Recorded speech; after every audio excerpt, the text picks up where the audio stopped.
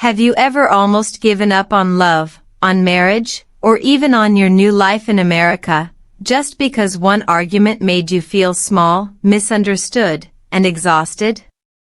In this video, I will share how my first real fight in the United States nearly broke us, but instead taught me the difference between fighting to win and fighting to understand, and how that lesson changed everything. The question that kept me awake. There is a quiet moment after an argument when the room feels colder than the winter outside, and you suddenly wonder if one fight can undo everything you worked so hard to build. That night in our small apartment in the United States, I stared at the ceiling and asked myself a simple but painful question. Am I fighting to win, or fighting to understand? If you are building a new life in America, adjusting to a new culture, speaking English every day even when you feel insecure, you already carry invisible pressure. I did too. I thought my biggest challenge would be pronunciation, vocabulary, job interviews, workplace communication. I never imagined that my first real argument in marriage would shake my confidence more than any English test. We had been living and working in the US for a short time. Everything still felt new. The weather was different, the food was different, even the way people expressed disagreement was different. At work, colleagues spoke directly. They said what they meant. If you disagreed, you explained why. Silence was often seen as a lack of confidence. At home, however, I carried old habits. I believed that love meant avoiding conflict. I believed that if I worked hard and stayed quiet, my effort would be understood without too many words. But in America, especially in relationships shaped by open communication, unspoken feelings easily turn into misunderstandings. The argument started with something small. It was about housework after a long week. We were both tired. I felt overwhelmed but never clearly said it. When he told me, "You didn't tell me you were overwhelmed," something inside me reacted immediately. I did not hear concern. I heard blame. So I defended myself. My voice became faster. My English became less clear. I repeated my points. I tried to prove that I had done enough, sacrificed enough, adapted enough. In that moment, I was not trying to connect. I was trying to win. This is something psychology explains very well. When we feel criticized, the brain activates a threat response. The amygdala sends signals that increase heart rate and emotional intensity. Rational thinking slows down. We speak faster. We interrupt. We protect our ego. It is not because we are bad partners. It is because we feel unsafe. That night, I did not feel safe. Not because he was cruel, but because I felt unseen. At the same time, I was not seeing him either. Looking back, I realized I was carrying more than just frustration about chores. I was carrying stress from work. At my job in the US, I constantly tried to prove myself. I wanted to show that my English was improving. I wanted colleagues to respect me. I did not want to be the quiet immigrant who did not contribute enough. Living in a new country can quietly build pressure inside you. You try harder. You smile more. You say I'm fine even when you are exhausted. And then one small comment at home touches all the hidden stress at once. During the argument, I said things that were technically correct. But emotionally, they created distance. I focused on facts. I listed what I had done. I wanted evidence to support my position. In my mind, if I could prove I was right, the problem would disappear. But relationships are not courtrooms. After the argument, the apartment felt painfully silent. The heater made a low humming sound. Outside, cars passed on the street. Inside, there was space between us that had not been there before. I asked myself again, if I win this argument, what do I actually gain? In many areas of American life, competition is normal. In school, in business, in debates, you defend your ideas strongly. But in marriage, constant competition slowly destroys trust. Research on long-term relationships in the United States shows that couples who thrive are not the ones who avoid conflict. They are the ones who repair quickly. They say simple things like, "I didn't mean to hurt you," or "help me understand what you felt." These are not complicated sentences. They are basic English. But they create emotional safety. That night, I did not use those sentences. Instead, I stayed quiet in a different way. Not peaceful silence. Hurt silence. For a few minutes, dramatic thoughts entered my mind. Maybe we were too different. Maybe building a life in America was harder than we expected. Maybe love changes under pressure. It is interesting how one argument can make you question your entire journey. I thought about my English learning process. When someone corrected my pronunciation at work, I often explained myself instead of simply listening. I wanted to protect my image. I did not want to look weak. The same pattern appeared in my marriage.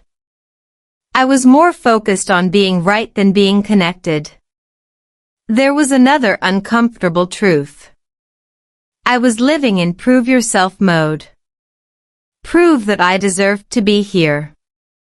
Prove that I could succeed in the United States. Prove that I was a good partner. When your identity depends on constant proof, any disagreement feels like a threat. Lying awake, I slowly saw the pattern. The argument was not just about housework. It was about communication. It was about cultural adjustment. It was about fear. And then the question changed slightly. What if this first argument was not a sign of failure, but the beginning of healthy love? What if the real lesson was not about who was right, but about how we handle being misunderstood? In simple English, the difference is small but powerful: fight to win, or fight to understand. Winning gives you a moment of satisfaction. Understanding builds a future. I did not solve everything that night. There was no dramatic apology scene. But something shifted inside me. For the first time, I became curious about my own reactions. Instead of replaying his words, I replayed my tone. Instead of planning my next defense, I wondered what he had actually felt. Sometimes growth begins not with a perfect answer, but with an uncomfortable question that refuses to let you sleep. That question stayed with me. And it would soon change the way I spoke, the way I listened, and the way I loved in this new life in America. New country, new silence. Moving to the United States does not hit you all at once. It arrives quietly, in layers. First, there is excitement. New streets. New accents. New possibilities. Then, slowly, there is silence. Not the peaceful kind, but the kind that grows when you realize how much effort it takes just to exist in a language that is not yours. When I first settled in the US and started working, I believed that as long as my English was good enough, everything else would follow. I could read emails. I could understand meetings if people spoke clearly.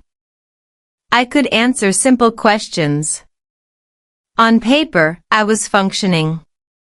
Inside, I felt invisible. At work, conversations moved fast. Small talk happened in hallways, over coffee, during lunch. Jokes flew by before I could process them. By the time I understood what was funny, the laughter had already passed. So I smiled. I nodded. I stayed quiet. Silence became my safe place. Many immigrants experience this, but we rarely talk about it. You are surrounded by people, yet you feel alone. You want to speak, but your brain is busy translating, checking grammar, worrying about pronunciation. So you choose the easiest option, say nothing. Psychologically, this makes sense. Studies on second language anxiety show that when people fear negative evaluation, they reduce participation. Silence feels safer than making mistakes. The problem is, silence slowly teaches others how to treat you. They stop asking. They stop waiting. They assume you have nothing to say.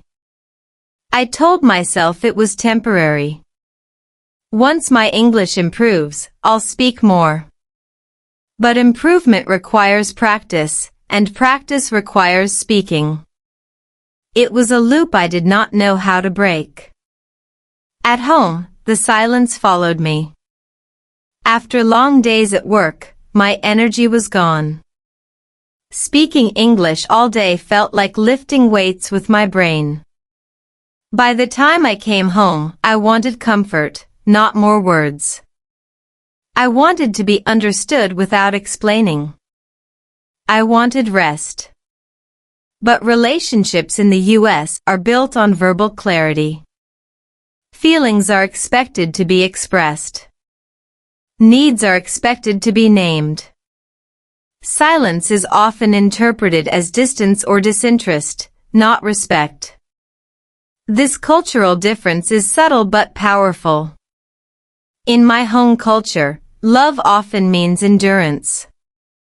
You show care by doing things, by sacrificing quietly. In American culture, love often means communication. You show care by saying how you feel, even when it is uncomfortable. I was living between those two worlds.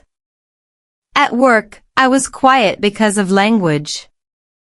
At home, I was quiet because of habit. Over time, quiet turned into pressure. Pressure turned into emotional distance. And emotional distance quietly prepared the ground for conflict. Looking back, the first argument did not come out of nowhere. It grew from weeks of unspoken stress. I remember one evening clearly. We were eating dinner. He talked about his day, his coworkers, his plans. I listened. I nodded. I added short responses. That makes sense. Yeah. I see. In my mind, I was being supportive. In his mind, I was absent. Later, he asked, "Are you okay?" I answered, "I'm fine." It was not a lie. It was incomplete truth. Language shapes emotion. When you lack words, feelings stay trapped inside the body. Your shoulders tighten. Your jaw clenches. You feel tired without knowing why. Neuroscience shows that labeling emotions with words actually reduces stress responses in the brain. But to label emotions, you need language. That was my hidden struggle. I was not just learning English. I was learning how to feel out loud. At work, I noticed something interesting. American colleagues often said things that felt overly direct to me. I disagree. This doesn't work for me. I need help. At first, it sounded rude. Later, I realized it was efficient. No guessing. No mind reading. But efficiency requires courage. One day in a meeting, I had an idea. A small one. My heart started beating faster. I rehearsed the sentence in my head. Simple words. Clear structure. When I finally spoke, my voice shook slightly. The room went quiet. People listened. Someone said, "That's a good point." Nothing dramatic happened. The world did not end. But inside me, something shifted. I spoke. I was heard. That moment stayed with me. It made the silence at home feel heavier. If I could practice speaking at work, why was I still hiding in my marriage? The answer was fear. Fear of saying the wrong thing. Fear of being misunderstood. Fear of causing conflict. Ironically, avoiding conflict often creates bigger ones. The night of our first argument, all the stored silence came out at once. Not in calm sentences. Not in simple English. But in emotional bursts. That is what happens when pressure has no release valve. Experts in communication often say, small, frequent conversations prevent big emotional explosions. In simple terms, short honest sentences are safer than long silent days. I did not know that then. I was still learning. The United States taught me many things, but one of the hardest lessons was this: clarity is kindness. Saying what you feel early, even imperfectly, is an act of respect to yourself and to others. Silence can feel polite. But prolonged silence often becomes emotional absence. As I lay awake after our argument, I realized the country had changed me in ways I had not fully noticed. I was braver at work than at home. More open with strangers than with the person I loved most. That realization hurt. But it also opened a door. If silence was learned, it could be unlearned. If communication was a skill, it could be practiced. Not perfectly. Not fluently. But honestly. The journey of settling in America was not just about documents, jobs, or accents. It was about learning a new way to exist emotionally. A way that required words. The silence of a new country had taught me caution. Now it was time to learn expression. And whether I liked it or not, love was going to be my classroom. Love in simple English. Before the argument, before the tension, before the sleepless night, our love began in the simplest way possible: slow conversations, basic English, and a lot of patience. There was nothing cinematic about it. No dramatic speeches. No perfect grammar. Just two people sitting across from each other in a small cafe in the United States, speaking carefully, leaving space between sentences like stepping stones across a river. At that time, my English was functional but fragile. I could express daily needs. I could describe my job. I could share simple stories. But when emotions became deeper, my vocabulary became smaller. And yet, something beautiful happened. Because my English was limited, I had to be clear. Instead of long emotional explanations, I said simple sentences like, I feel nervous. I miss home. I'm trying my best. There was no decoration in my language. No complex metaphors. Just honesty. Strangely, that honesty built intimacy faster than fluency ever could. When you speak in a second language, you cannot hide behind complicated words. You are exposed. Every sentence feels vulnerable. You think before you speak. You slow down. And slowing down creates presence. Many people believe that fluent English creates strong relationships. I discovered something different. Simple English spoken sincerely can create deep connection. In the early days of our relationship in America, we developed a rhythm. I spoke slowly. He listened patiently. When I searched for words, he waited. Sometimes he helped. Sometimes he asked, "Do you mean this?" And I would nod, grateful. Those small moments taught me that communication is not performance.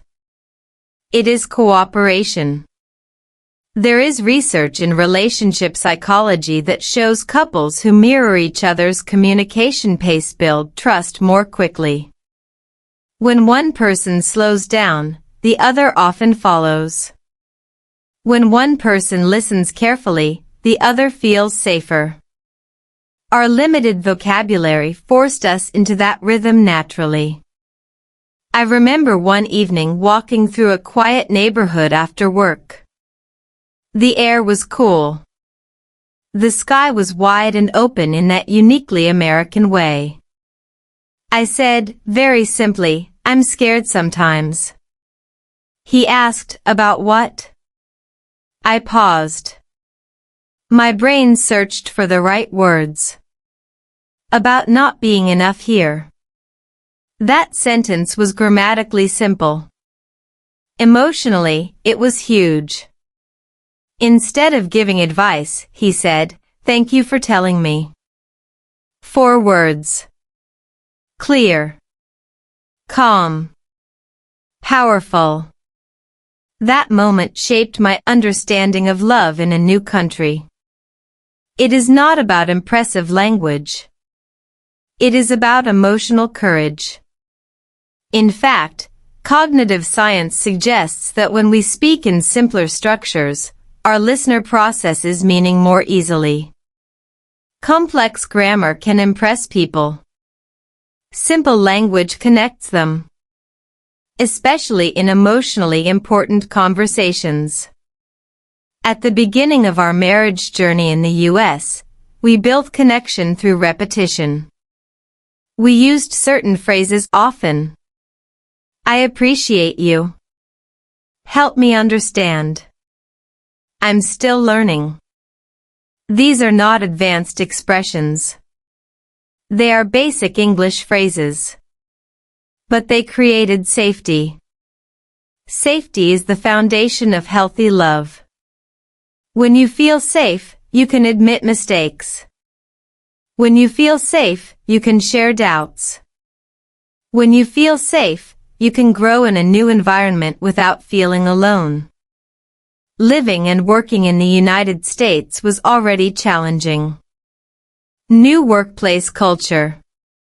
Direct feedback. Fast communication. I made small language mistakes almost every day. Some were funny. Some were embarrassing. But at home, I wanted one place where mistakes were allowed. And in the beginning, that is what we had. We laughed at my pronunciation sometimes. Not in a cruel way. In a playful way. I remember saying beach incorrectly once, and we both laughed for 5 minutes. Humor softened my insecurity. According to research on couples and stress adaptation, shared laughter reduces tension hormones and increases bonding chemicals like oxytocin. In simple words, laughing together makes you feel closer. And when you are adapting to a new country, closeness becomes survival. But here is the twist. The very simplicity that built our love also hid potential problems. Because my emotional vocabulary was small, some deeper frustrations remained unnamed. When I felt overwhelmed, I said, "I'm tired." When I felt lonely, I said, "I'm okay." My English was honest, but incomplete. He interpreted my simple words literally. If I said I was okay, he believed I was okay. There was no hidden message in his understanding. In American communication style, clarity matters. Words are taken seriously. Meanwhile, in my internal world, emotions were more complex than my sentences. This gap between internal feeling and external expressions slowly widened. Still, in those early days, love felt light. We cooked together. We planned small trips. We talked about building a future in America. We imagined stability, maybe children, maybe a home with a small backyard. We used English not just as a tool, but as a bridge. Every conversation improved my listening skills. Every honest sentence improved my speaking confidence. I was practicing real English in real life. This is something many English learners forget. Textbooks teach grammar. Relationships teach courage. When I look back now, I see that our simple conversations were preparing us for something bigger. We were building communication habits without knowing how important they would become. Love in simple English is beautiful. But love must also grow in emotional depth. The night of our first argument did not erase those early memories. It revealed their limitations. It forced us to ask, is simple enough? Or do we need to go deeper? At that time, I did not know the answer. I only knew this, the same slow, careful English that once made us feel close would soon become the key to saving us. And I would have to learn how to use it, not just to express happiness, but to navigate conflict. Because real love in America, just like real English fluency, is not tested in calm conversations. It is tested when emotions rise, voices shake, and you must choose between winning and understanding. The night no one prepared for. No one gives you a manual for your first real argument in marriage, especially not when you are building a new life in the United States, adjusting to a new culture, speaking English as your second language, and trying to prove you belong. That night did not begin dramatically. It began like many American evenings do, late dinner, soft light from the kitchen, phones charging on the counter, exhaustion hanging quietly in the air. We had both worked long hours. My job demanded focus in English all day. Meetings, emails, quick hallway conversations. By the time I came home, my brain felt stretched thin. The topic was simple, chores. Who forgot to take out the trash? Who cleaned last time? Who seemed more tired? Small details. Ordinary. Forgettable. But ordinary moments are often where hidden stress explodes. He said, calmly at first, we need a better system. I feel like we're both overwhelmed. I heard something different. I heard, you are not doing enough. The interesting thing about conflict is this. what we hear is rarely identical to what was said. Cognitive psychology explains that under stress, our brains filter information through emotional memory. If you already feel insecure, neutral comments can sound like criticism. At that moment, I was already insecure. Work had been intense. I was trying to improve my English communication skills in a professional American environment. I was tired of translating thoughts before speaking. Tired of double-checking grammar in emails. Tired of smiling when I felt unsure. So when he mentioned being overwhelmed, I reacted as if he had accused me of failing. My voice sharpened. My sentences became faster. "I've been doing a lot too," I said. "You don't see everything I do." Notice the shift. Not "help me understand." Not "can we talk about it?" Instead, defense. In American relationship culture, direct communication is common. But direct communication only works when both people feel safe. I did not feel safe. I felt judged, even if that was not his intention. He tried to clarify. "I'm not blaming you. I'm just saying we both seem stressed." But once emotion rises, clarification feels like contradiction. I interrupted. He interrupted back. Now it was no longer about chores. It became about appreciation. About effort. About who sacrifices more. Conflict research in the U.S. often describes something called negative escalation. One defensive comment leads to another. Tone changes. Volume increases. The original issue disappears. Ego enters the room. That is exactly what happened. I brought up examples from the past week. He responded with his perspective. I used stronger words. My English, usually careful, became impulsive. When we speak emotionally in a second language, something interesting happens. We may use simpler vocabulary, but with sharper tone. The emotion carries more weight than grammar. At one point, he said quietly, "Why does it always feel like a competition?" That question hit harder than anything else. Competition. Was I competing in my own marriage? The United States is a competitive society.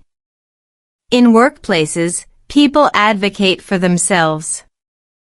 In meetings, they defend their ideas. Confidence is valued. Strength is admired. I had been learning to survive in that system. Somewhere along the way, I carried that survival mindset into my relationship. Instead of collaborating, I was calculating. Who worked longer hours? Who did more cleaning? Who felt more tired? Marriage became a scoreboard. But love cannot breathe in competition. The air in the apartment felt heavy. My chest felt tight. Neuroscience tells us that during intense arguments, stress hormones like cortisol increase. Heart rate rises. Logical reasoning decreases. We shift into fight or flight. That night, I chose fight. Not because I wanted to hurt him, but because I wanted to protect myself. Protect myself from feeling invisible. Protect myself from feeling inadequate. Protect myself from the fear that maybe I was failing at building a stable life in America. Immigrant stress is rarely discussed inside marriage. We talk about visas, jobs, language learning. We do not talk enough about emotional exhaustion. When you are constantly adapting, your emotional bandwidth shrinks. Small problems feel bigger. He eventually stopped arguing back. Not because he agreed, but because he was tired. Silence returned. But this silence was different from the early days of quiet adjustment. This silence felt fractured. He said one final sentence before walking into the other room. I don't want to win. I want us to be okay. I stood there alone, heart still racing. The irony was painful. I had been trying to prove I cared. But my actions communicated the opposite.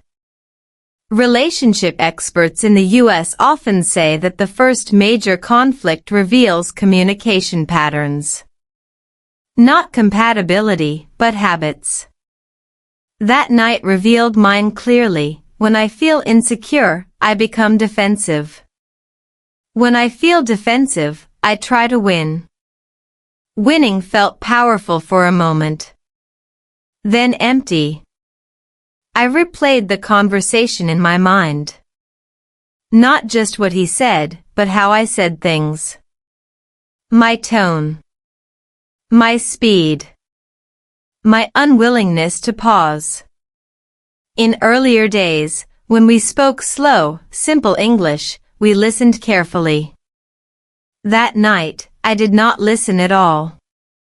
I prepared my next argument while he was still speaking. That is not communication. That is strategy. As the apartment grew quiet, a new realization slowly replaced anger. Maybe this was not about chores.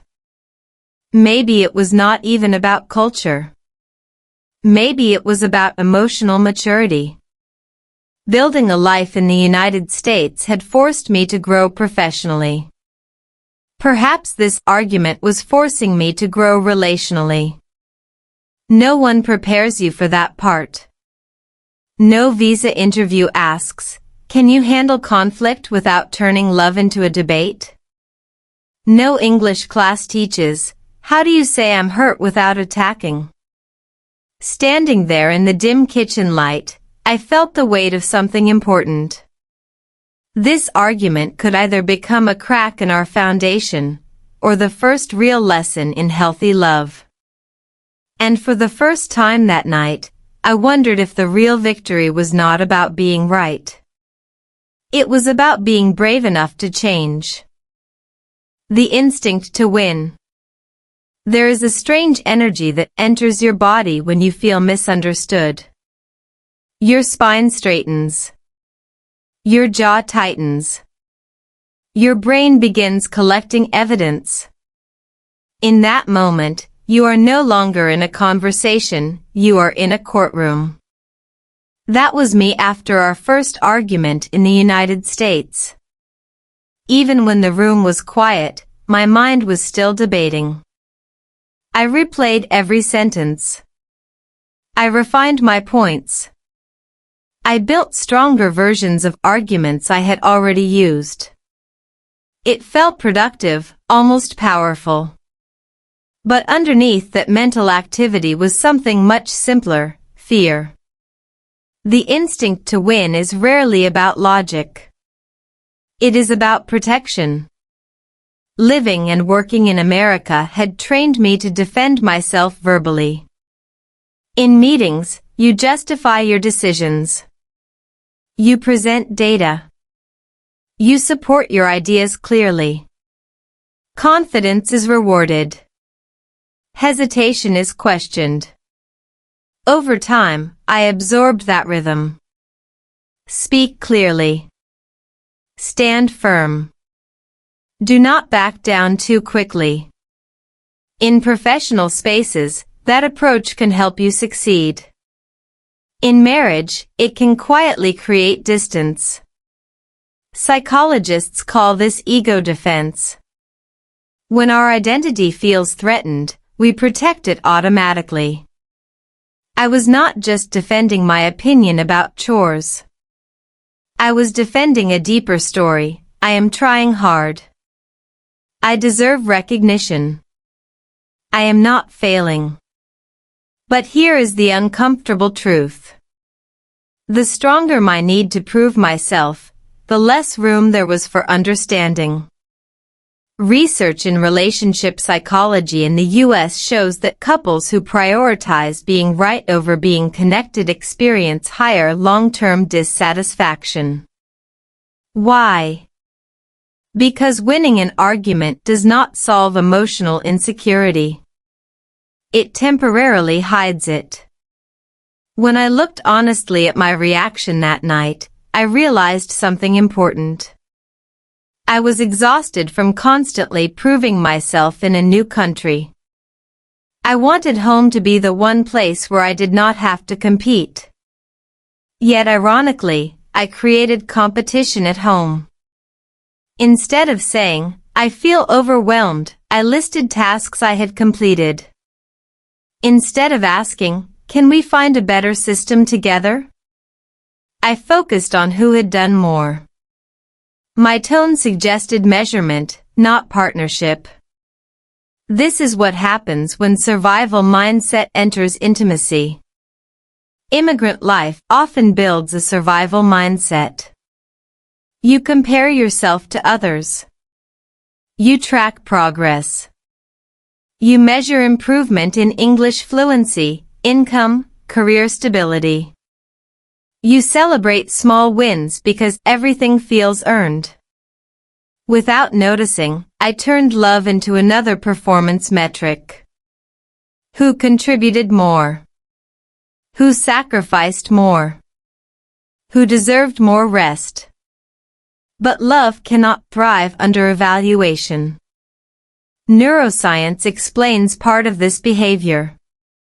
When we perceive criticism, the brain activates threat detection systems.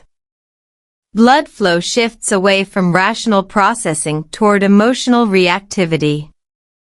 We respond quickly, often defensively. That defensive response can feel strong, almost empowering. But it is temporary. After the adrenaline fades, connection suffers. The morning after our argument, I felt something unexpected. Not anger. Not victory. Just emptiness. If I had one, why did I feel worse? Because the relationship had not improved. The tension had not disappeared. I had protected my ego, but I had not protected us. There is a difference. In American culture, assertiveness is often encouraged. Speak your truth. Stand your ground. These phrases are powerful and sometimes necessary. But assertiveness without empathy becomes aggression. I began to see how easily I confused the two. At work, being assertive helped me gain respect. In marriage, being assertive without curiosity shut down dialogue. Curiosity is the missing ingredient in many arguments. When you are trying to win, you ask questions to trap the other person. When you are trying to understand, you ask questions to learn. That night, I did not ask a single genuine question. I did not ask, "What are you feeling right now?" Did something specific make you stressed? Are you feeling unsupported? Instead, I asked questions like, "Why are you saying that? How can you think that?" The tone behind those questions was defensive, not curious. Communication experts in the United States often emphasize something called emotional validation. It does not mean you agree. It means you acknowledge the other person's experience is real. Statements like, "I see that this is important to you," or "I understand why you might feel that way," reduce conflict intensity. I had not validated anything. And here is another layer of truth. When English is your second language, emotional validation can feel harder. You worry about choosing the right words. You hesitate. You fear saying something wrong. So instead of softening, you simplify. But sometimes your simplified sentence sounds blunt. My defensive English was not intentionally harsh. It was just unfiltered. But intention does not erase impact. As I reflected on the instinct to win, I noticed a pattern from my childhood too. Growing up, I was praised for being right, for being responsible, for performing well. Admitting mistakes felt like weakness. That pattern followed me across continents. The United States did not create my competitive instinct. It amplified it. And marriage exposed it. The deeper I looked, the clearer it became, I was not fighting him. I was fighting my own fear of inadequacy. When someone says, "We need a better system," a secure mind hears collaboration. An insecure mind hears accusation. That distinction changed everything for me. Winning an argument may protect pride. Understanding protects intimacy. And intimacy is the real goal. As I stood in the kitchen the next morning, sunlight coming through the window, I realized something simple but powerful. If I continued to approach conflict as a contest, we would slowly drift apart. If I chose curiosity instead of defense, something new might grow. The instinct to win is natural. But healthy love requires something stronger than instinct. It requires intention. And I was beginning to understand that the first real victory in marriage is not proving you are right. It is being brave enough to lower your shield. The moment I chose to listen. The real turning point did not happen during the argument. It happened the next day, in the quiet space between pride and regret. Morning light has a way of softening strong emotions. The apartment looked ordinary again. The kitchen table, the coffee mugs, the same walls. Nothing dramatic had changed. And yet everything felt different. I made coffee. Slowly. Intentionally. My mind was no longer racing with counterarguments. Instead, one sentence from the night before kept echoing, "I don't want to win. I want us to be okay." That sentence felt simple. But it exposed something important. He had never been trying to defeat me.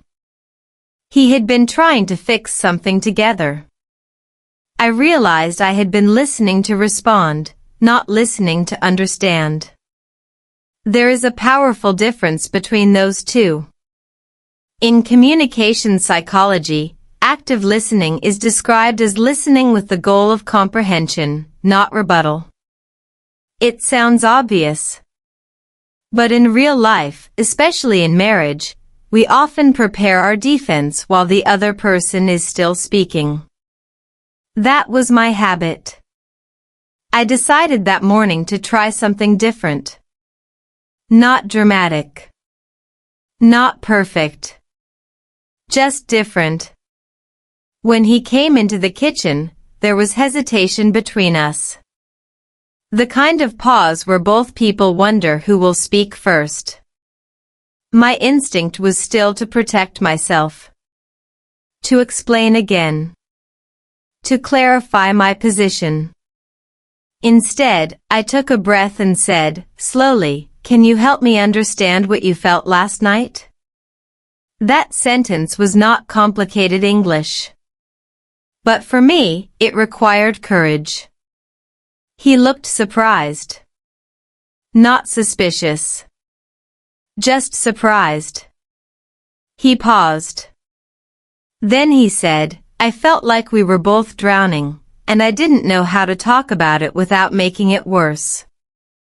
That answer shifted something inside me. He was not accusing me. He was overwhelmed too. When I stayed quiet and truly listened, I noticed details in his tone I had missed before. There was no attack. There was fatigue. There was concern. Listening requires slowing down.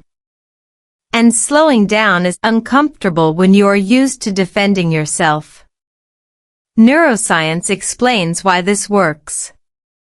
When one person lowers emotional intensity, speaking calmly, asking open-ended questions, the other person's nervous system often mirrors that calm.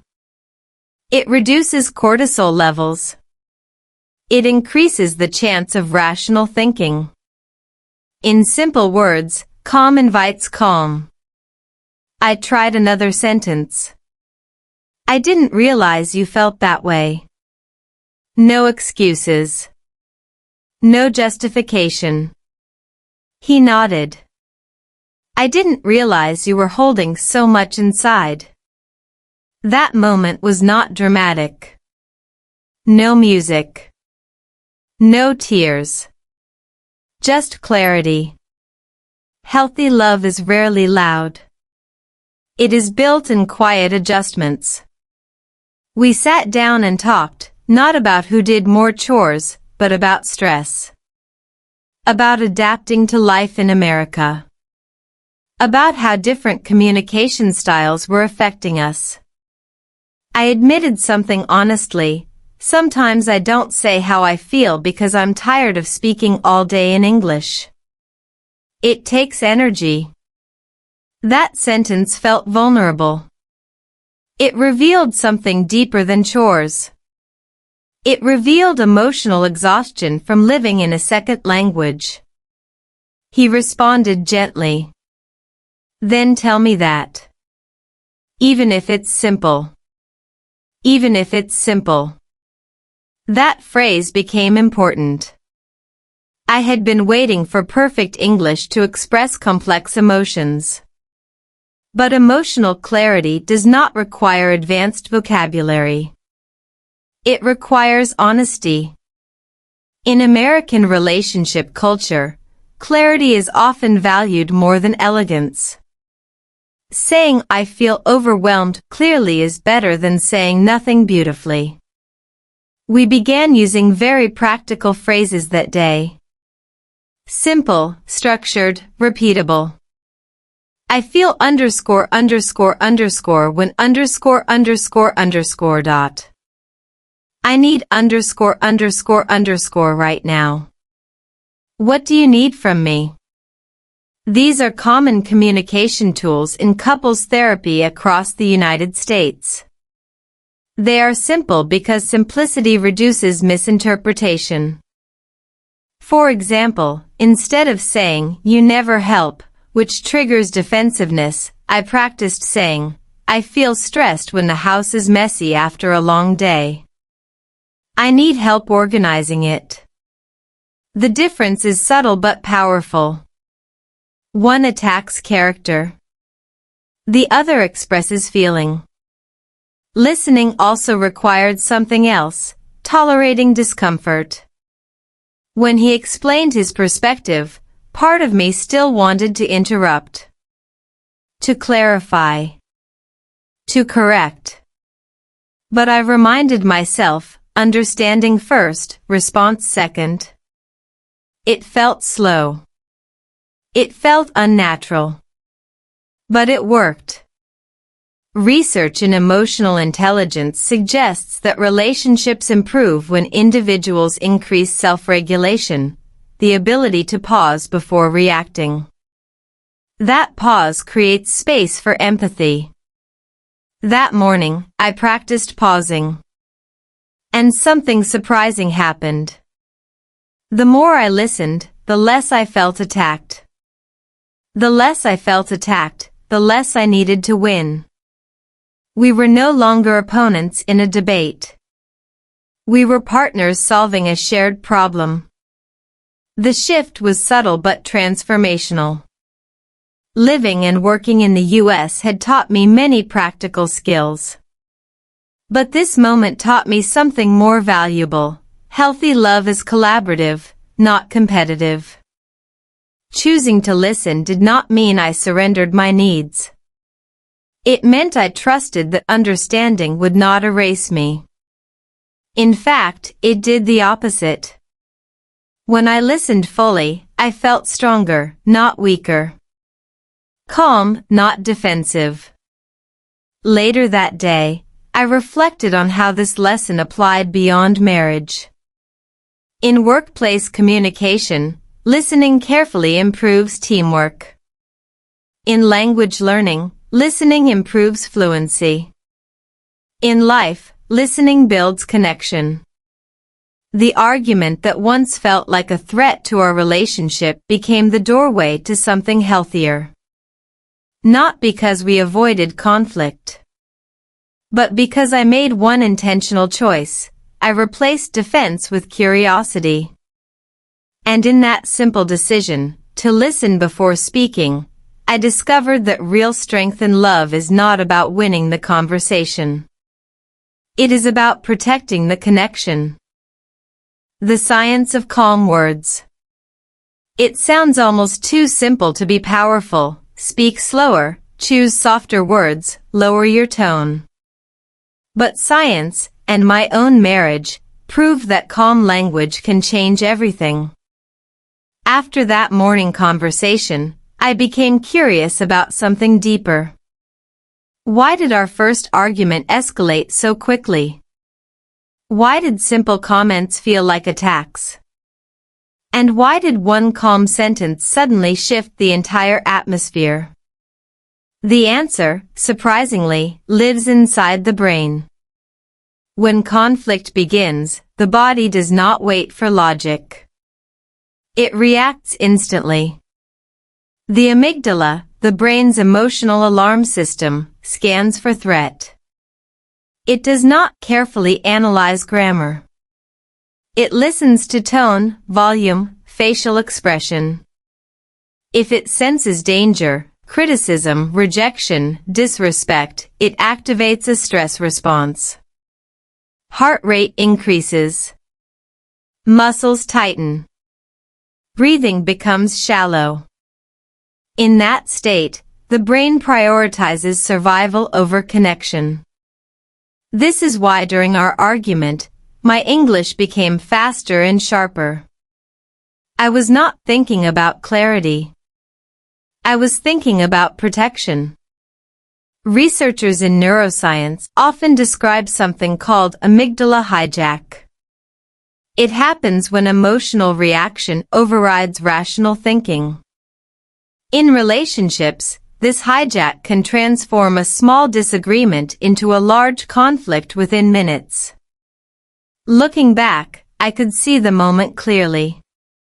My body reacted before my mind did. His words were neutral. My nervous system interpreted them as threat. But here is the hopeful part. The brain is also designed to calm down, if we give it the right signals. When one person lowers their voice, slows their speech, and uses non-threatening language, the other person's nervous system begins to mirror that calm. This is called co-regulation. Human beings regulate emotions together. We affect each other's stress levels constantly. That morning in the kitchen, when I asked, "Can you help me understand what you felt?" I was not just choosing better words. I was sending a biological signal of safety. Curiosity reduces threat. Tone matters as much as vocabulary. In fact, studies in communication psychology suggest that more than half of emotional meaning is carried through tone and body language, not specific words. You can say "I'm fine" in a calm voice, and it sounds neutral. You can say "I'm fine" with tension, and it sounds explosive. Calm words are not just about content. They are about delivery. As I reflected on our argument, I noticed something else. When I felt overwhelmed in English, I spoke faster. It was almost automatic. My brain rushed to complete sentences before I lost them. But speed increases emotional intensity. Rapid speech often signals anxiety. Slowing down became my first practical tool. In the days after our conflict, I experimented with deliberate pacing. When I felt tension rising, I paused before responding. Even a 3-second pause changes the nervous system. Deep breathing activates the parasympathetic system, the part responsible for calming the body. It sounds basic. But basic works. There is a reason therapists in the United States often coach couples to take short breaks during heated arguments. Not to avoid the issue, but to allow stress hormones to decrease. When heart rate drops, reasoning returns. In simple English, calm body equals calm conversation. I began practicing specific phrases designed to reduce defensiveness. Instead of "you always," I tried "sometimes I feel." Instead of "that's not true," I tried "I see it differently." Instead of interrupting, I tried reflecting. "So you're saying you felt stressed when?" Reflection is powerful. When you repeat someone's feeling in your own words, you show that you heard them. It does not mean agreement. It means acknowledgement. In American relationship education programs, this technique is often called mirroring. It increases empathy and reduces escalation. The first time I mirrored his feelings intentionally, it felt mechanical. Almost artificial. But something shifted. He relaxed. His shoulders dropped. His voice softened. Our nervous systems were responding to each other. I also learned something important about language learning through this process. When you are practicing English, you often focus on grammar accuracy. But emotional communication depends more on clarity and tone than perfect structure. You do not need advanced vocabulary to calm conflict. You need sincerity. For example, "I'm sorry I hurt you" is grammatically simple, but emotionally profound. It signals responsibility. Responsibility signals safety. Safety rebuilds trust. Over time, I noticed that the more calmly we handled small disagreements, the less intense they became. This aligns with research in long-term marriage studies in the U.S., which shows that couples who maintain a low ratio of negative to positive interactions have greater relationship stability. In other words, calm responses prevent emotional debt from building up. There was another scientific layer that fascinated me. When people feel understood, the brain releases oxytocin, the bonding hormone. Understanding is not just emotional comfort. It is chemical connection. That means choosing calm words is not weakness. It is strategy. A healthy strategy. In immigrant life, especially while adapting to American culture, stress can accumulate silently. Language fatigue, workplace pressure, cultural differences, all of it strains the nervous system. If you bring that stress home without awareness, small comments ignite easily. But if you bring calm awareness instead, home becomes a place of regulation rather than reaction. The science gave me confidence. It removed shame from conflict. It showed me that our first argument was not proof of incompatibility. It was proof that our nervous systems were overwhelmed. And nervous systems can be trained. Healthy love is not about never feeling anger. It is about managing the biology of anger wisely. Calm words are not just polite. They are neurological tools. That discovery changed how I approached every conversation after that night. Because once you understand how the brain reacts, you stop asking, "Who is wrong?" And you start asking, "How can we both feel safe again?" The quiet confidence I never expected. The night before my presentation, I almost canceled. My laptop screen glowed in the dark room. The slides were finished. The notes were ready. I had practiced this English presentation at least 15 times. Slowly. Carefully. Repeating each sentence out loud for pronunciation practice. Still, my hands were cold. This was not just another daily English conversation practice. This was different. I had to speak in front of real people, native speakers. People who spoke fast. People who didn't pause between words. For a moment, the old voice came back. "You're not ready. Your accent is too strong. You'll forget everything." I closed my eyes. Then I did something simple. I opened my notebook and read the first sentence again. Slowly. Not perfectly. Just clearly.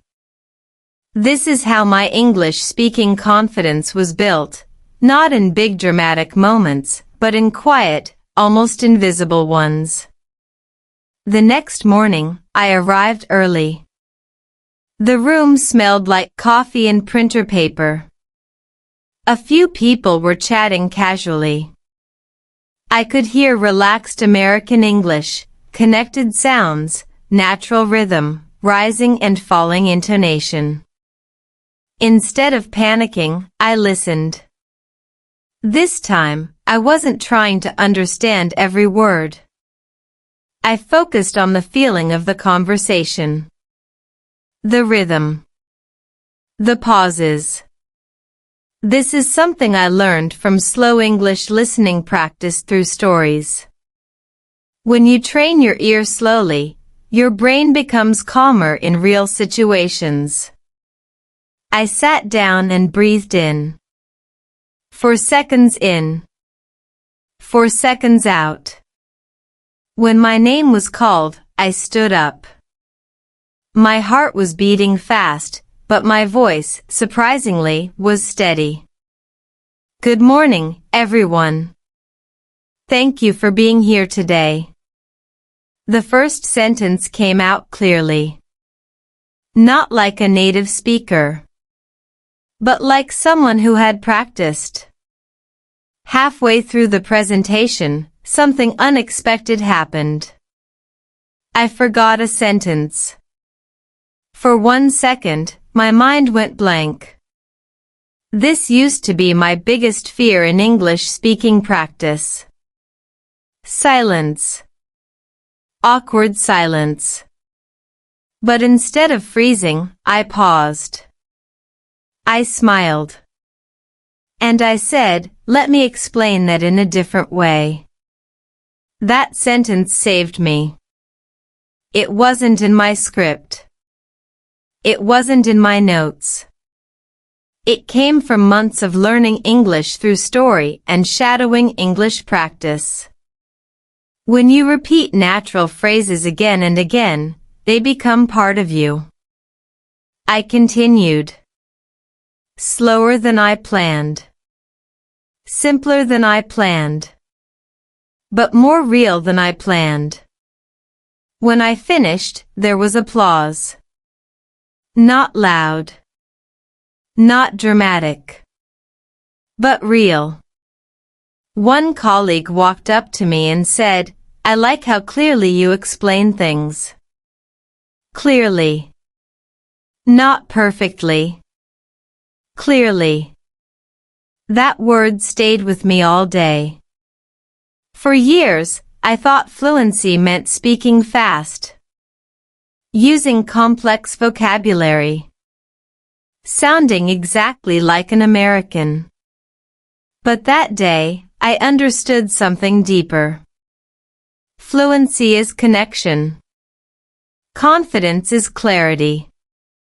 And English-speaking confidence is not about eliminating your accent, it's about trusting your voice.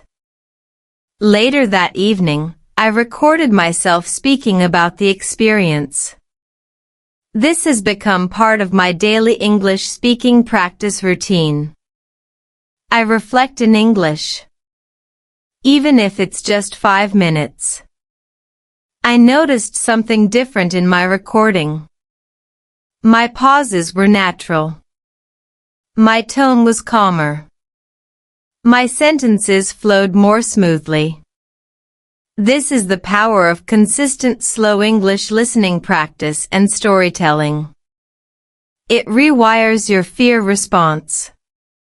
Before, English felt like a test. Now, it feels like a tool.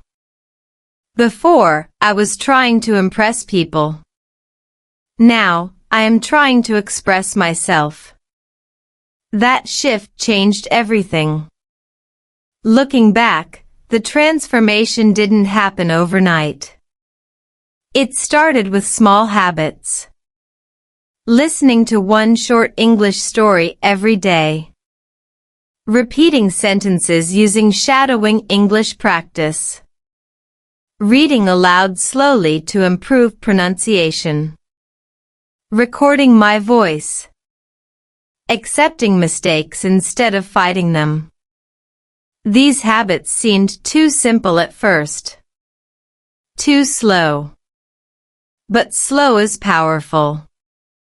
When you learn English through story, your brain absorbs patterns naturally. You begin to think in phrases, not individual words. And when real-life situations arrive, meetings, interviews, presentations, you don't translate in your head anymore. You respond. There's something else I realized. Fear doesn't disappear. It changes shape. Even now, before speaking English publicly, I feel nervous. But the nervousness no longer controls me. It reminds me that I care. And caring is not weakness. It's growth. If you are practicing English speaking every day and still feel afraid, that doesn't mean you are failing. It means you are stretching. Confidence is not loud. Sometimes, it's quiet. Sometimes, it's simply standing up and saying the first sentence, even when your hands are shaking. Today, when people ask how I improved my English speaking confidence, I don't give them a complicated answer. I tell them this. Speak slowly. Listen deeply. Repeat naturally. Tell stories. And most importantly, be patient with yourself. Learning English is not a race. It's a relationship. A relationship with your own voice. The more gently you treat it, the stronger it becomes. That presentation did not change my life dramatically. But it changed how I see myself. I no longer say, my English is not good. Now I say, my English is growing. And growth is enough. If you are on this journey of slow English listening practice and daily English conversation practice, remember this. You don't need to sound like someone else. You just need to sound like you, clearly. The rest will follow. And maybe one day you will stand in front of a room, take a breath, and speak. Not perfectly. Not flawlessly. But confidently. Quietly confident. And that will be more powerful than you ever expected. The day I stopped translating in my head. There was a moment I didn't notice at first. It happened during a simple conversation at a coffee shop. Nothing dramatic. No big presentation. No important meeting.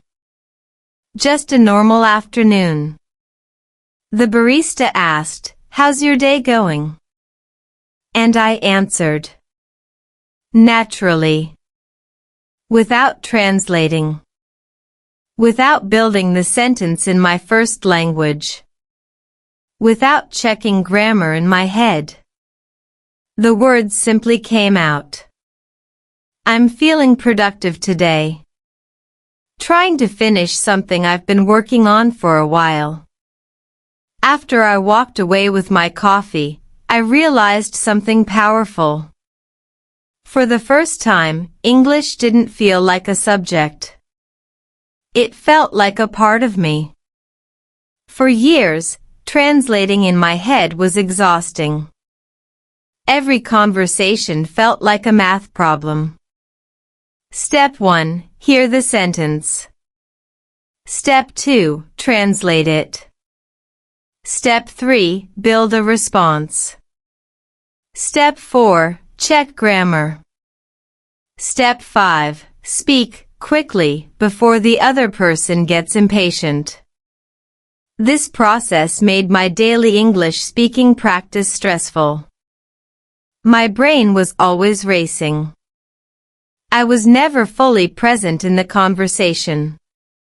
And when someone spoke fast American English, I panicked. But something changed slowly through consistent slow English listening practice. Not overnight. Not in one magical lesson. It changed through repetition. Through learning English through story. Through listening to natural conversations at a slower speed and repeating them using the shadowing English technique. Shadowing felt strange at first. I would play an English sentence and repeat it immediately, trying to copy the rhythm, intonation, and pronunciation. At the beginning, I could barely keep up. But over time, my brain started recognizing patterns. Common sentence structures. Natural connectors. Everyday expressions used in daily English conversation practice. Instead of memorizing isolated vocabulary, I began absorbing chunks of language. Phrases like, "That makes sense. Let me think about that. I see what you mean." These phrases became automatic. And automatic language is the key to improving English fluency naturally. The real shift happened when I stopped trying to be perfect. Perfection had been slowing me down. I wanted every sentence to sound advanced. I wanted impressive vocabulary. But real communication is not about sounding impressive. It's about being understood. When I simplified my sentences, something surprising happened. I became more confident. Confidence created fluency. Not the other way around. One evening, I joined a small conversation group. Before, I would prepare full sentences in advance. This time, I didn't. I just listened. Really listened. Active listening is something I developed through slow English listening practice with stories. When you listen carefully, your brain prepares responses naturally. During the discussion, someone asked me what kind of projects I enjoy. Instead of freezing, I answered calmly. I enjoy projects where I can see progress over time. It motivates me. Simple. Clear. Natural. No translation. No panic. Just communication. That was the moment I understood something deeper. Fluency is not speed. Fluency is flow. And flow begins when your brain trusts itself. If you are still translating in your head, you are not behind. It simply means your brain is still building connections. The solution is not to force yourself to think in English instantly. The solution is exposure. Repetition. Story-based learning. When you learn English through story, you don't just memorize words. You experience emotions in English. Your brain connects language with meaning directly, without translation. This is how children learn. Not through grammar explanations. Through repetition and context. I started changing my routine intentionally. Instead of studying complex grammar rules every day, I focused on listening to one short English story daily. Repeating sentences aloud with shadowing English technique. Recording myself speaking for 5 minutes.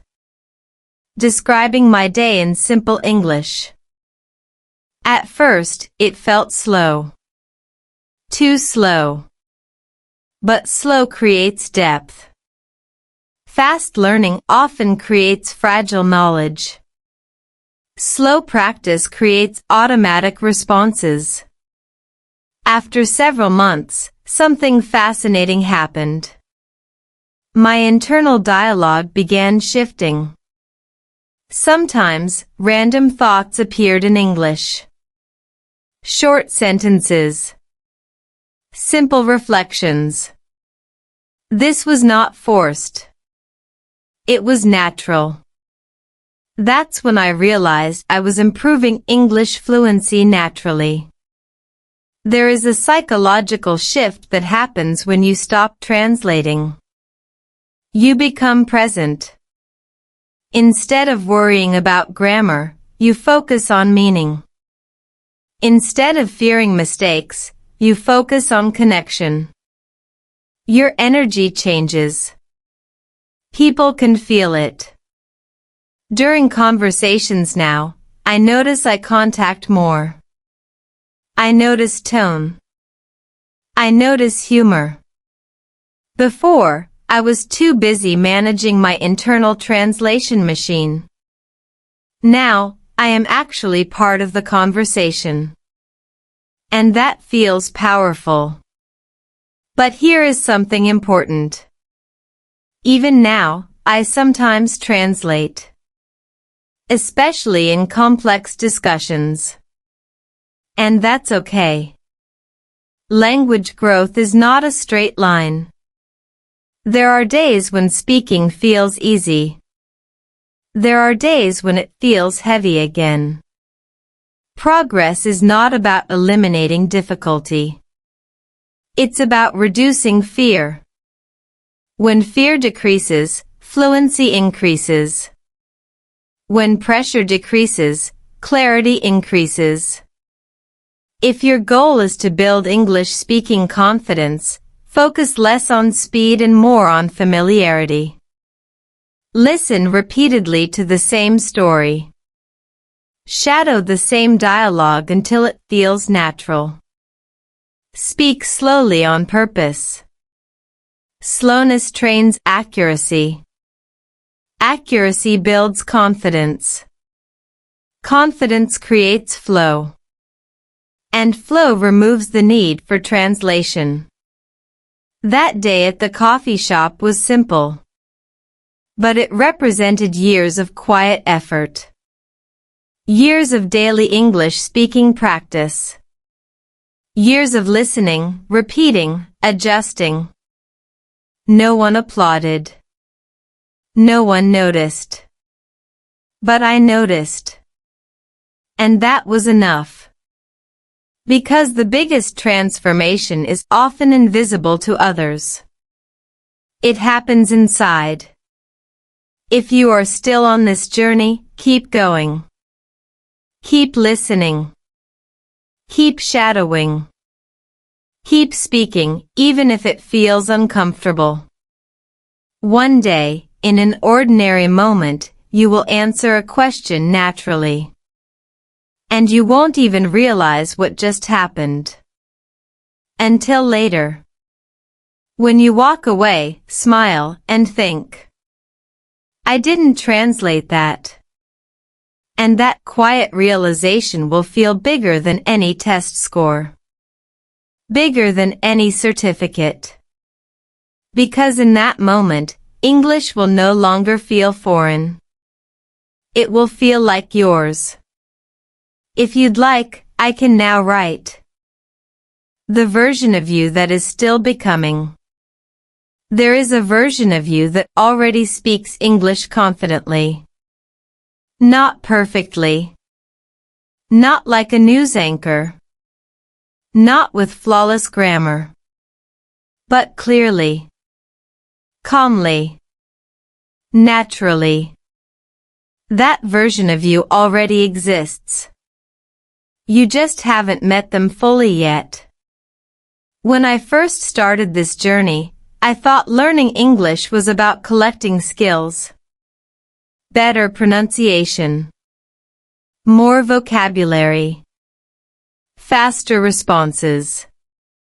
But now, after months of slow English listening practice and daily English speaking practice, I see something different. This journey was never just about language. It was about identity. Every time you speak in a new language, you step into a new version of yourself. At first, that version feels fragile. Awkward. Small. But with repetition, through learning English through story and shadowing English technique, that version grows stronger. More stable. More real. Think about who you were on your first day of serious English practice. Maybe you were nervous. Maybe you avoided speaking. Maybe you replayed mistakes in your head at night. Now look at yourself. You understand more. You hesitate less. You recover faster. That growth did not happen by accident. It happened because you showed up. Again and again. Even when motivation was low. Even when progress felt invisible. Consistency builds fluency. But patience builds confidence. One of the biggest lessons I learned is this. Fluency is not a destination. It is a relationship. A relationship between you and your voice. When you practice slow English listening regularly, your brain learns rhythm. When you use the shadowing English technique, your mouth learns movement. When you speak daily, even for 5 minutes, your fear slowly loses power. These small habits compound. Not dramatically. Not loudly. But deeply. There were days I felt stuck. Days when my speaking felt heavy. Days when fast American English still overwhelmed me. In those moments, I wanted quick results. A shortcut. A guarantee. But language does not respond to pressure. It responds to exposure. To repetition. To story.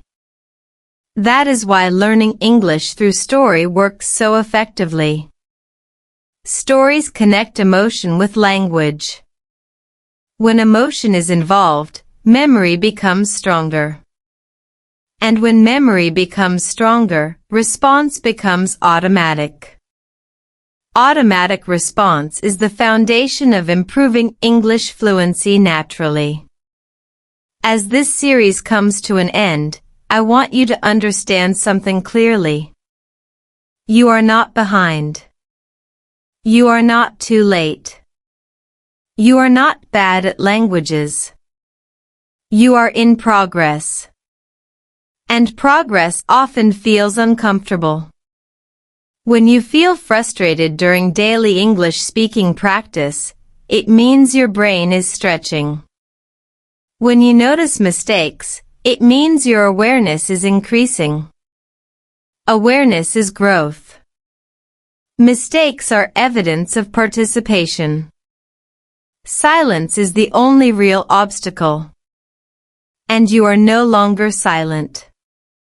There is a quiet confidence forming inside you. You may not notice it yet, but it shows up in small ways. When you understand a sentence without subtitles. When you respond without translating. When you correct yourself calmly instead of panicking. These are signs. Not of perfection, but of transformation. Transformation rarely announces itself loudly. It whispers. It accumulates. It builds quietly beneath the surface. One day, you will be in a conversation. You will express an idea fully. You will explain something clearly. And someone will respond naturally. Not slowly for you. Not with simplified words. Just normally. And you will realize you understood everything.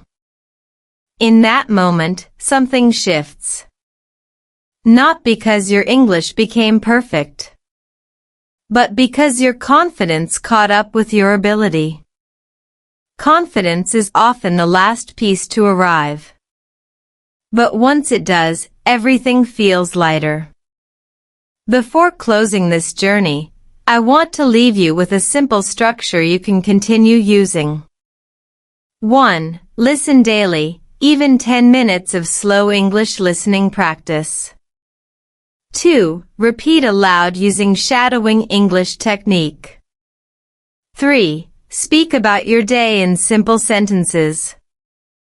4. Reflect weekly on your improvement. 5. Celebrate small wins. Improving English fluency naturally is not about intensity. It is about sustainability. You don't need to study 5 hours a day. You need consistency. You need exposure. You need courage to sound imperfect while growing.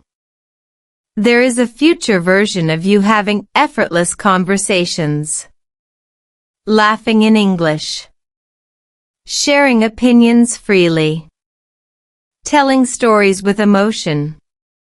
That version is not created in one breakthrough moment. It is created in quiet daily practice. In choosing to press play on one more story. In repeating one more sentence. In speaking one more time, even when your voice shakes slightly. That shaking voice is not weakness. It is courage in motion. If you followed this entire journey of slow English listening practice and story-based learning, pause for a moment. Take a breath. Notice how far you've come. Even if the distance feels small. Growth measured daily feels invisible. Growth measured yearly feels extraordinary. Trust the process you have started. Trust the repetition. Trust the slow pace. Slow is not failure. Slow is foundation. and foundation lasts. This may be the final part of this series. But it is not the end of your story.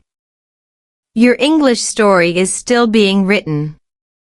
Sentence by sentence. Conversation by conversation. Moment by moment. Keep going. Keep listening. Keep speaking. Because the version of you that speaks clearly, calmly, and confidently is not a dream. It is becoming real, right now. And one day soon, you won't be chasing fluency anymore. You will simply be living it. When English stops feeling like a foreign language. There was no celebration. No certificate. No dramatic breakthrough moment. Just a quiet evening at home. I was watching a documentary in English. No subtitles. No rewinding. No mental translation. And suddenly, I realized something simple. I wasn't studying English anymore. I was experiencing it. The voices felt natural. The jokes made sense instantly. The emotions reached me directly. That was the moment English stopped feeling like a foreign language. For a long time, English felt external. Like something I borrowed. Like clothes that didn't quite fit. When I spoke, I was careful. Measured. Aware of every sound. Every tense. Every possible mistake. Daily English speaking practice felt like performance. But over time, through slow English listening practice and learning English through story, something shifted quietly. The language moved closer. It became less mechanical.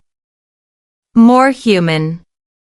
What changed was not just vocabulary. It was familiarity. When you listen to the same kinds of natural stories repeatedly, your brain builds emotional memory. You don't just recognize words. You recognize tone, intention, humor, frustration, excitement. This emotional familiarity is the hidden key to improving English fluency naturally. Fluency is not built from memorized word lists. It's built from lived moments in the language. Even if those moments begin with audio stories and shadowing English technique. I remember when I used to pause before answering simple questions. What did you do this weekend? That question felt heavy. I would search for grammar structures. Past tense forms. Perfect phrasing. Now, the answer flows more easily. I went hiking with a friend. It was refreshing.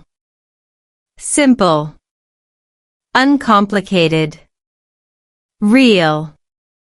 This is what building English speaking confidence actually feels like.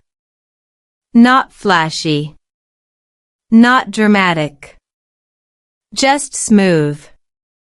The biggest difference is internal.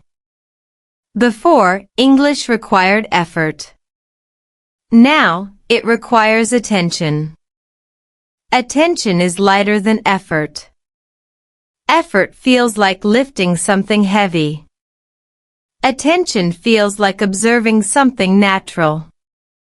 When you consistently practice slow English listening, your brain adapts to rhythm and structure. When you use shadowing English technique, your mouth adapts to sound patterns. Eventually, speaking becomes less about construction and more about expression. And expression is freeing. There's also a deeper psychological shift that happens. When English feels foreign, you feel separate from it. When English feels familiar, you feel capable inside it. This changes your posture, your tone, your willingness to participate in conversations.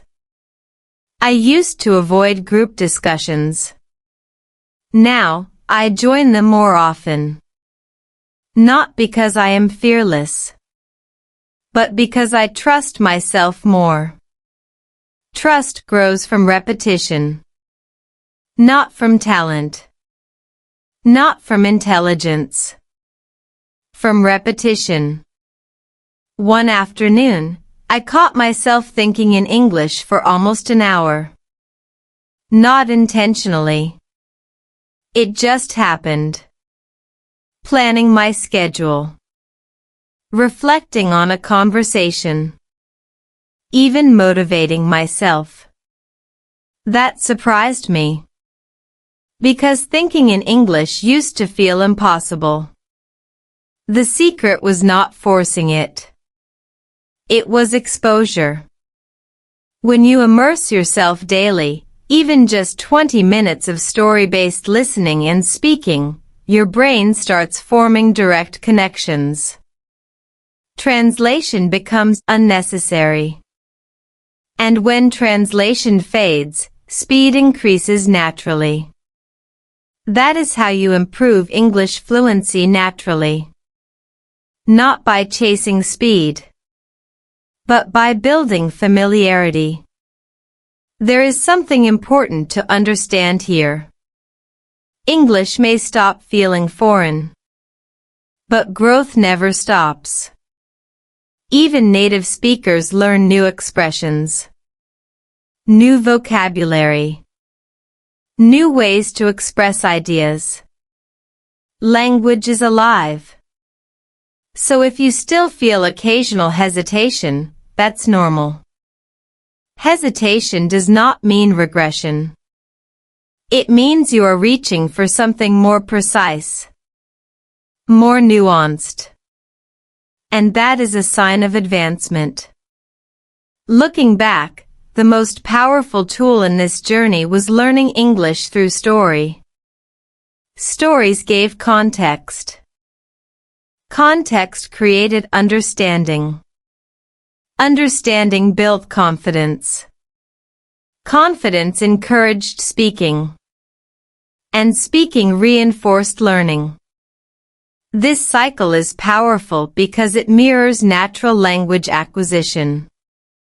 Not classroom pressure. Not exam anxiety. Natural acquisition. There were days I doubted the slow method. Slow English listening practice felt too simple. Shadowing short dialogues felt repetitive. Speaking about my day for 5 minutes felt insignificant. But small daily actions compound over time. The progress is invisible at first. Then noticeable. Then undeniable. One day, you realize you haven't checked subtitles in weeks. You haven't translated in days. You haven't avoided speaking in months. That's transformation. Quiet. Steady. Real. If you are still early in your journey, don't rush this stage. The moment when English stops feeling foreign cannot be forced. It arrives gradually. Like sunrise. At first, everything is dim. Then there is a faint glow. Then suddenly, you can see clearly. Your job is not to control the sunrise. Your job is to keep practicing. Keep listening.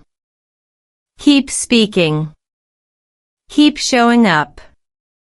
Right now, somewhere in your routine, change is happening. Your brain is forming new neural pathways. Your pronunciation is stabilizing. Your comprehension is deepening. Even if you don't feel it strongly today. Trust the repetition. Trust the slow build. Trust the process of building English speaking confidence one sentence at a time. There will come a day when someone asks you a question in English. And instead of calculating your answer, you will simply respond. Naturally. And you won't even think about it afterward. That is the moment you know. English is no longer something you are chasing. It is something you are living. And when language becomes part of your life instead of a subject you study, everything changes. Conversations feel lighter. Opportunities feel closer. The world feels slightly bigger. English does not have to feel foreign forever. It can become familiar. Comfortable. Yours. And if you've stayed consistent with daily English speaking practice, slow listening, and shadowing English technique, you are already closer than you think. Keep going. Because the moment English feels natural is not a distant dream. It is quietly approaching. And when it arrives, it won't shout. It will simply feel normal. And that normal will be extraordinary. The conversation that proved everything. It happened on an ordinary day. No preparation. No rehearsal. No mental warm-up. Just a conversation that lasted longer than I expected. I was sitting across from someone I had just met. The discussion started casually, hobbies, work, travel. Then it became deeper. Opinions. Experiences.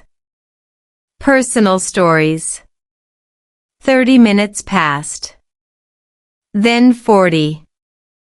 And suddenly I realized something surprising. I was not thinking about my English. I was thinking about ideas. That was the proof. For years, English had been the center of every interaction. How do I say this correctly? Is my grammar right? Did I pronounce that word properly? Even during daily English speaking practice, my focus was technical. But during this conversation, something shifted. English was no longer the main character. It became the background. The tool. The bridge. That shift only happened because of consistent slow English listening practice and learning English through story. Stories trained my brain to follow meaning instead of obsessing over form. And meaning is what real conversations are built on. There was a moment in the discussion when I disagreed. Before, disagreement in English felt dangerous. I worried about sounding rude. Or unclear. Or awkward.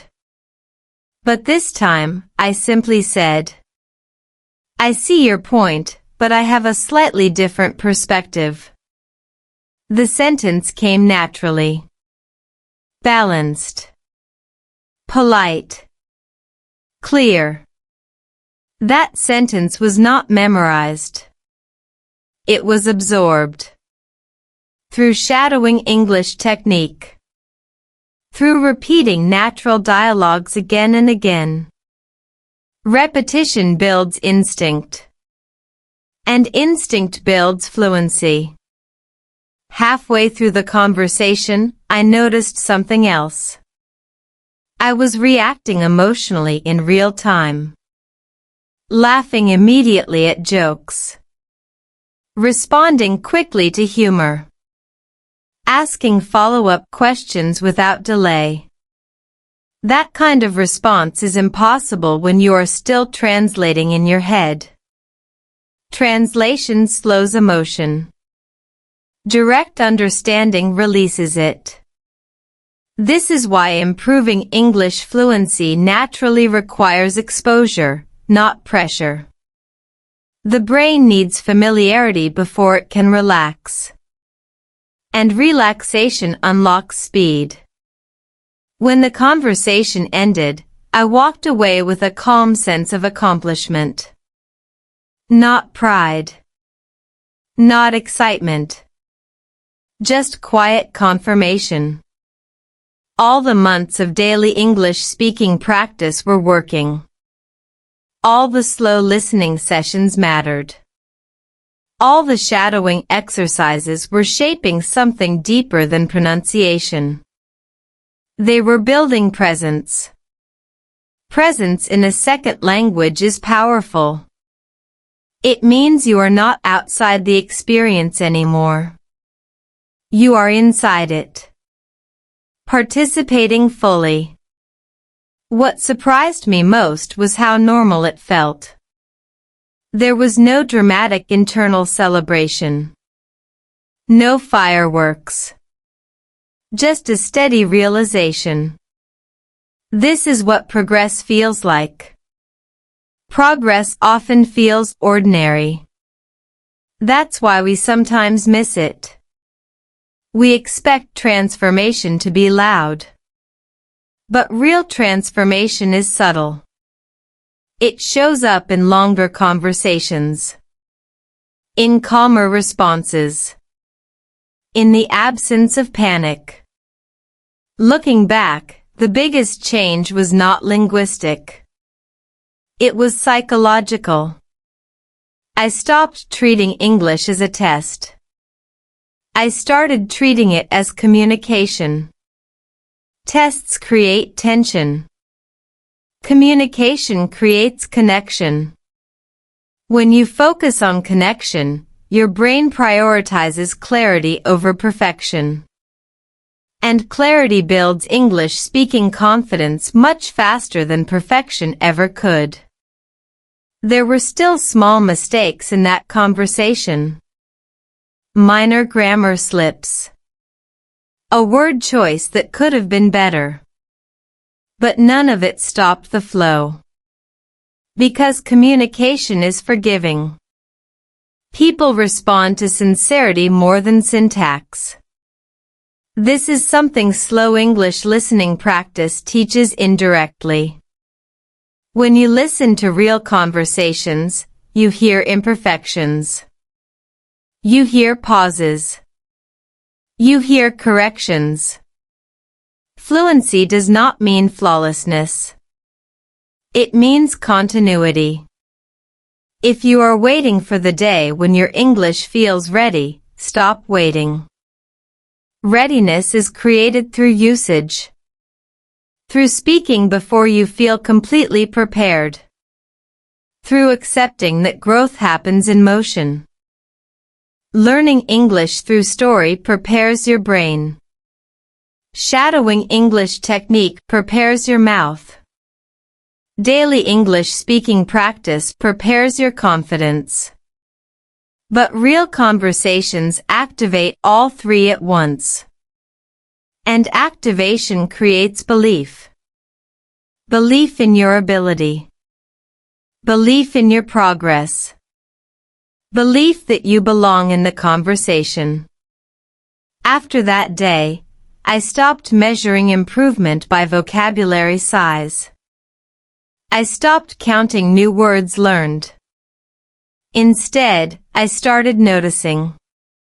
How long can I stay in a conversation comfortably? How naturally can I express disagreement? How quickly can I recover from a mistake? These are real indicators of improving English fluency naturally. Fluency is about endurance. About emotional stability in dialogue. About staying present even when topics become complex. The journey does not end with one successful conversation. It continues. Each new interaction stretches you slightly further. Different accents. Different speeds. Different personalities. But now, instead of fear, I feel curiosity. Curiosity is a powerful signal. It means anxiety is shrinking. And curiosity grows only when confidence is forming. If you have been practicing consistently, your proof moment is coming. It may not look dramatic.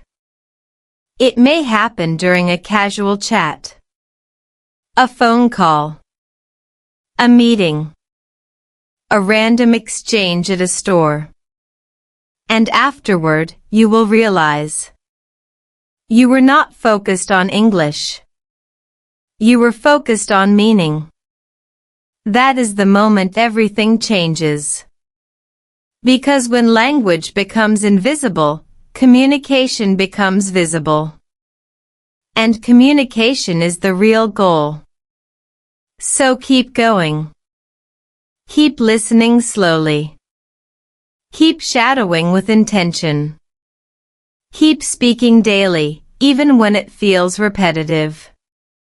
Every repetition strengthens automatic response. Every conversation builds resilience. Every small success accumulates. One day, you will walk away from a conversation feeling calm. Not because it was easy, but because it was natural. And that natural feeling will prove what you've been building all along. English is no longer something you are trying to manage. It is something you are using. Confidently. Clearly. Freely. And that freedom is worth every slow, patient step you took to get there. Final closing, your next level starts now. There is something I haven't told you yet. Everything you've practiced, every slow English listening session, every shadowing English technique repetition, every moment of daily English speaking practice, has only prepared you for the beginning. Not the end. The beginning.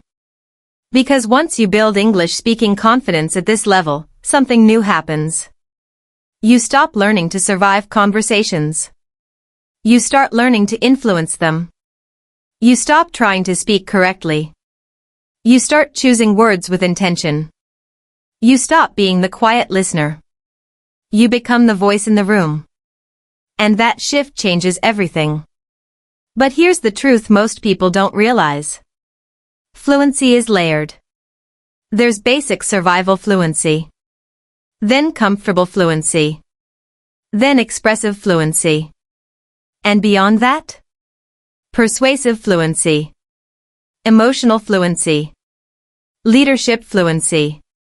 If you've followed this journey of learning English through story and improving English fluency naturally, you've already crossed the hardest barrier, fear. Now the next level is waiting. And it's deeper. Imagine this. Holding long conversations without mental fatigue. Telling powerful stories in English that move people. Expressing humor naturally. Handling disagreements calmly and confidently. Thinking clearly in English during pressure. This is not advanced grammar. This is advanced presence. And presence is trainable. But only if you continue. Most learners stop right when they become comfortable. Comfort feels safe. But growth lives just beyond it. The next phase of this channel will challenge you differently. More real-life conversation simulations. More emotional storytelling. More natural American English rhythm training. More deep shadowing sessions designed to rewire automatic response. We are moving from understanding English to owning it. Here's something important. Your progress up to this point was built slowly. Through consistency. Through patience. Through repetition. The next stage will require the same foundation, but stronger intention. If you are serious about building real English speaking confidence in 2026 and beyond, you cannot disappear now. Momentum matters. Language memory fades without activation. Confidence weakens without usage. Fluency sharpens with challenge. So the question is not, can you speak English? The real question is, how far are you willing to take it? Somewhere in the near future, there is a version of you speaking confidently in meetings, traveling without anxiety, networking naturally, expressing complex ideas clearly. That version is not created by luck. It is created by consistent exposure and daily speaking. And this channel exists for one reason: to walk that path with you. Step by step. Story by story. Conversation by conversation. If these videos have helped you improve English fluency naturally. If slow English listening practice has made you calmer. If shadowing English technique has strengthened your pronunciation. If daily English speaking practice has reduced your fear. Then don't stop here. This is where it gets powerful. In the next series, we will train advanced conversational flow. Build persuasive English patterns. Master emotional storytelling in English. Develop confident responses under pressure. And most importantly, help you sound natural without forcing perfection. Because natural always wins over perfect. Before you leave this video, take one small action. Subscribe. Turn on notifications. Commit to the next level. Not because this is just another YouTube channel, but because consistency changes identity. And identity changes outcomes. When you subscribe, you're not just following content. You're choosing growth. Also, comment below. What is your biggest challenge right now in speaking English? Speed? Confidence? Vocabulary? Thinking in English? Your answer may shape the next video. This is not a one-way lesson. This is a journey we build together. If this video gave you clarity, share it with someone who needs confidence. Language grows stronger in community. The more you engage, the more accountable you become. And accountability accelerates fluency. Remember this. You are not trying to become perfect in English. You are becoming powerful in English. And powerful speakers are not flawless. They are clear. They are present. They are brave enough to speak before everything feels perfect. The next video will push you further. Not faster. Further. Deeper. More intentional. And if you stay consistent, 1 year from now, you won't recognize your current limitations. You'll look back and realize, this was the turning point. Not when you finished learning, but when you decided not to stop. Your English journey is not ending. It is leveling up. Stay with me. Let's build the version of you that speaks with calm authority. With natural rhythm. With real confidence. Subscribe now. And I'll see you in the next level.